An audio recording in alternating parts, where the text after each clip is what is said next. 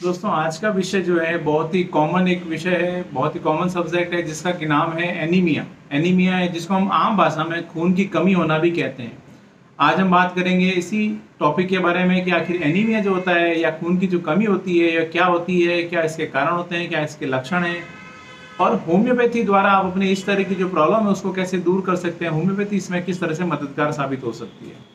मैं जोधपुर से डॉक्टर कुलदीप जांगीड़ एक बार फिर से आपका अपने यूट्यूब चैनल में स्वागत करता हूँ। दोस्तों एनीमिया जैसे कि आप नाम से समझ सकते हैं या हम आम बोलचाल की भाषा में बोलते हैं खून की कमी होना, यानी आपके जब ब्लड में आरबीसी रेड ब्लड सेल्स जब इसकी कमी हो जाती है या यह जिसको जो स्ट्रक्चर होता है स्ट्रक्चर सही नहीं होता है और उसकी वजह से आपके ब्लड में हीमोग्लोबिन की डेफिशिएंसी आ जाती है और उसके कारण आपको बहुत ज़्यादा कमजोरी, बहुत ज़्यादा थकान रहना शुरू हो जाती है, आपको इरिटेशन, चिड़चिड़ापन रहना शुरू हो जाता है, आपकी जो स्किन होती है वो बिल्कुल पीली पड़ जाती है और इसी कंडीशन को दोस्तों बोलते हैं एनीमिया। दोस्तों यह जो एनीमिया होता है यह एनीमिया किसी में भी हो सकता है, पुरुषों में, बच्चों में, महिलाओं में, बट बच्चों में और महिलाओं में थोड़ा ज़्यादा कॉमनली देखने को मिलता है।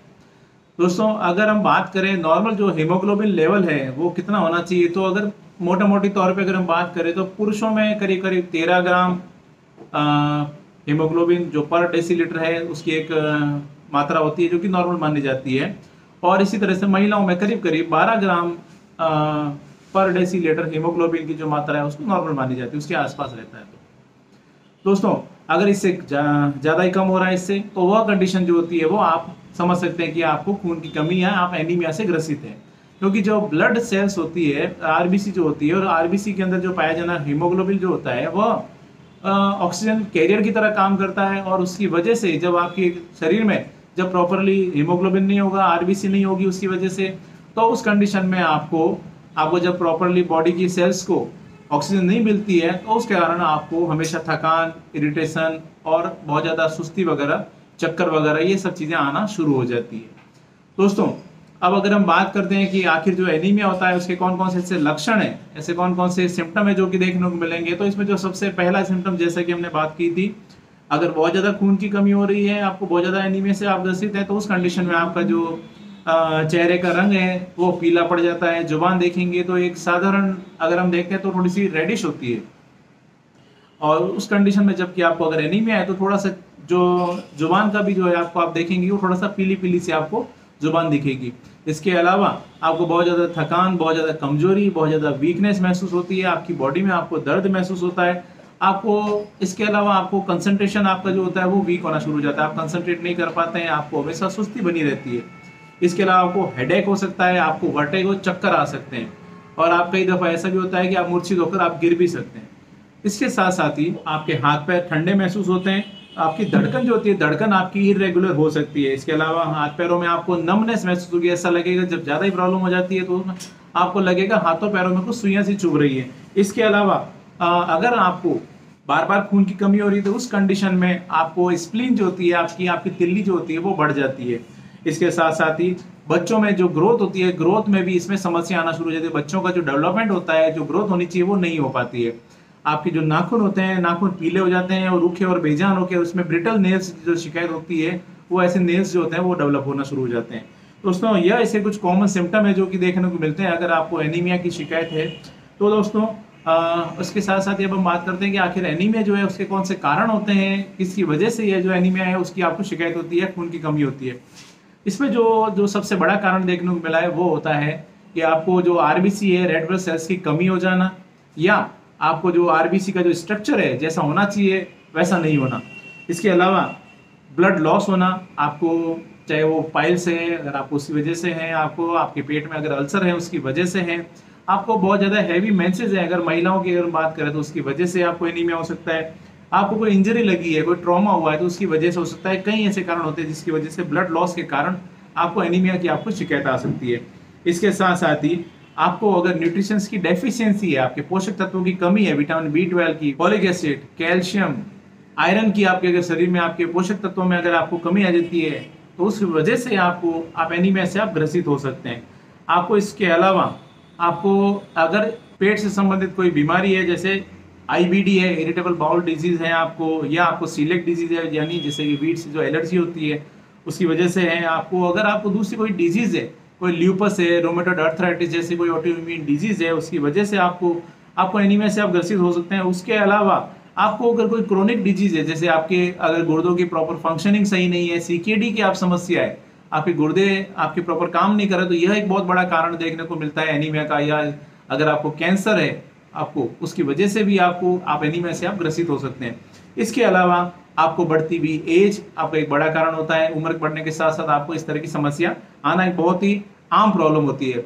इसके अलावा प्रेगनेंसी एक बहुत बड़ा कारण माना जाता है अक्सर महिलाओं के अंदर, क्योंकि प्रेगनेंसी के अंदर जब न्यूट्रिशंस की आपको एक्स्ट्रा रिक्वायरमेंट होती है, अगर आप अपना खाना पीना सही नहीं रखते हैं, बैलेंस डाइट नहीं लेती हैं, तो उसकी वजह से भी आपको एनीमिया से आप ग्रसित हो सकती है। ये ऐसे कुछ मेजर कॉज होते हैं जिसकी वजह से आपको एनीमिया से आप ग्रसित हो जाते हैं। अब हम बात करते हैं इसके टाइप्स की, कितने प्रकार का एनीमिया होता है। तो वैसे कई प्रकार का एनीमिया होता है। अगर मेजरली अगर हम बात करें, जो मुख्य इसके कुछ प्रकार की बात करूं, तो इसमें जो एक सबसे पहला है वो अगर बात करें तो वो होता है एप्लास्टिक एनीमिया। एप्लास्टिक एनीमिया यानी आपका जो बोन मेरो है, वो बोन मेरो प्रॉपरली आपका जो आरबीसी है, उस आरबीसी को प्रॉपरली प्रोडक्शन नहीं कर पा रहा ढंग से, उस कंडीशन के अंदर आपको एप्लास्टिक एनीमिया की आपको शिकायत हो जाती है। यानी यह जो कंडीशन है, यह ब्लड कैंसर जो एक ल्यूकेमिया की जो कंडीशन होती है उसके अंदर ये देखने को मिलती है। इसके अलावा आयरन डेफिशिएंसी एनीमिया, यानी आपको अगर खाने में आयरन की कमी है तो उसकी वजह से एनीमिया जब हो जाता है तो आरबीसी प्रोडक्शन नहीं हो पाएगा, उसकी वजह से आप एनीमिया से ग्रसित हो जाते हैं। इसके अलावा होता है सिकल सेल एनीमिया। ऐसी जो कंडीशन जिसके अंदर यह एक कंडीशन जो होती है, यह एक इनहेरिटेड डिजीज होती है, यानी अनुवांशिक होती है। इसमें आरबीसी का जो प्रोडक्शन होता है, लेकिन उसका जो शेप होता है वो शेप सही नहीं है, उसकी वजह से आप एनीमिया से ग्रसित हो जाते हैं। उसकी वजह से आरबीसी जो प्रॉपर्ली फंक्शनिंग होना चाहिए वो नहीं कर पाती है। इसके अलावा थैलेसीमिया, यह भी एक अनुवांशिक डिजीज होती है। थैलेसीमिया मेजर, माइनर, इस तरह से इसके मैंने अलग से एक वीडियो भी बनाया हुआ है जो कि आप मेरे चैनल पर जाकर देख सकते हैं। थैलेसीमिया की जो पेशेंट होते हैं उसके अंदर भी एनीमिया की उनको शिकायत हो जाती है। इसके अलावा विटामिन डेफिशिएंसी एनीमिया, यानी आपके पोषक तत्वों की कमी होना, विटामिन B12 की, फॉलिक एसिड की डेफिशिएंसी आना, जिसको इस कंडीशन को परनीसिस एनीमिया भी बोलते हैं। और उसकी वजह से आपका जो आरबीसी का जो प्रोडक्शन होना चाहिए वो नहीं हो पाता है और आप एनीमिया से ग्रसित हो जाते हैं। दोस्तों ये ऐसे कुछ मेजर टाइप्स होते हैं एनीमिया के जो कि अक्सर देखने को मिलते हैं। दोस्तों अब हम बात करते हैं, अगर आपको लग रहा है कि आपको एनीमिया की शिकायत है तो आपको इसमें क्या करना चाहिए। तो आपको एक तो अगर आपको कहीं से भी बॉडी में अगर कोई आपको ब्लड लॉस हो रहा है तो सबसे पहले आपको उसको पहचान के उसको रोकना चाहिए। या फिर अगर आपके डाइट में आपको अगर लग रहा है कहीं ना कहीं कुछ गड़बड़ है, खाने पीने में गड़बड़ है, हेल्थी डाइट नहीं ले रहे हैं, बैलेंस डाइट नहीं ले रहे हैं, तो अपने खान पान को सुधारने की जरूरत है। बैलेंस डाइट लीजिए, विटामिन, कैल्शियम, आयरन, ये सारा कुछ अपने खाने पीने में आप ऐड करें। फॉलिक एसिड, B12, ये सब चीज़ें आपके खाने पीने में होनी जरूरी है, जिसकी वजह से आपको जब पोषण मिलेगा प्रॉपरली तो आपको आरबीसी का प्रोडक्शन होना शुरू होगा। इसके अलावा आप फिजिकल एक्टिविटी करें, पानी अच्छी मात्रा में पिएं, हरी सब्जियां लें, सीजनल फ्रूट्स होते हैं वो आप अच्छी मात्रा में लें। दोस्तों यह कुछ बातों का आपको ध्यान रखना चाहिए ताकि आपको एनीमिया नहीं हो। और उसके अलावा अगर आपको कोई तरह की डिजीज है जिसकी वजह से आपको आरबीसी प्रोडक्शन में दिक्कत आ रही है तो उसको पहचान के उसके अकॉर्डिंग आप अपना ट्रीटमेंट लें। दोस्तों इसका जो ट्रीटमेंट होता है होम्योपैथी में, इसके लिए कई मेडिसिन होती है जो कि एनीमिया को दूर करने में काफ़ी हेल्प करती है। एनीमिया के लिए काफ़ी अच्छी अच्छी मेडिसिन है जो कि होम्योपैथी में देखने को मिलती है या काम में ली जाती है। लेकिन जो इसका ट्रीटमेंट होता है उसके कॉज को देकर, इसके टाइप को देकर इसका ट्रीटमेंट किया जाता है, तो इसमें और अच्छे रिजल्ट देखने को मिलते हैं। कुछ मेडिसिन होती है जो कि होम्योपैथी में एक जनरल है, जनरल टॉनिक है, जनरल मेडिसिन काम में ली जाती है, जो कि हम यहाँ पे डिस्कस करें तो उसमें जो मेन मेडिसिन होती है जैसे फेरमैट है, फेरमैट इसकी एक बहुत अच्छी दवा है।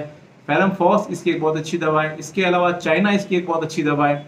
इसके अलावा दोस्तों कैल्केरिया फॉस इसकी एक बहुत अच्छी दवा है। ये कुछ मेडिसिन होती है जो कि आपकी आयरन की कमी को दूर करने में मदद करती है। इसके अलावा लेसिथिनम अनदर एक होम्योपैथी की बहुत अच्छी दवा है जो कि एनीमिया को दूर करने में मदद करती है। इसके अलावा एक बायो कॉम्बिनेशन होता है BC1 भी इसका एक बहुत अच्छी दवा है जो कि इसमें एनीमिया को दूर करने में काफ़ी हेल्प करता है। इसके अलावा कुछ पेटेंटेड मेडिसिन भी आती है होम्योपैथी में, कुछ सिरप्स भी आते हैं जो कि इस तरह की प्रॉब्लम को दूर करने में आपकी काफ़ी हेल्प करते हैं दोस्तों। बट जो इसमें जो सबसे इंपॉर्टेंट होता है वो होता है कॉज, किस वजह से आपको अगर बार बार आपको एनीमिया हो रहा है या खून की कमी हो रही है तो उसको पहचान के उस कमी को, जो आपके खाने पीने में अगर पोषक तत्वों की कमी है तो उसको आप दूर करें। अगर किसी वजह से आप ब्लड लॉस हो रहा है, उसकी वजह से एनीमिया हो रहा है तो उसको पहचानें, आप उसको दूर करें। और उसके साथ साथ आप अपनी अगर आरबीसी प्रोडक्शन सही नहीं हो रहा तो उसको पहचान के उसको आप ट्रीट करें। तो और उसके साथ साथ जो मेडिसिन दी है वो अगर आप बताते हैं, जो आप अगर इसके साथ देते हैं तो आप अपनी एनीमिया की कमी को काफ़ी आसानी से आप दूर कर सकते हैं। और दोस्तों इसमें होम्योपैथी काफ़ी मददगार होती है। दोस्तों ये एक छोटी सी जानकारी थी एनीमिया के बारे में जो आज मैंने आपके साथ में डिस्कस की, मैं उम्मीद करता हूँ आज मैंने आपके साथ में जो भी जानकारी शेयर की आपको पसंद आई और आपके लिए फायदेमंद साबित होगी। दोस्तों इसी तरह मेरे साथ जुड़े रहें, चैनल को सब्सक्राइब करें, बेल आइकन जरूर दबाएं ताकि जैसे ही कोई नेक्स्ट वीडियो अपलोड करूँ आपके पास उसका नोटिफिकेशन आ सके। Thank you.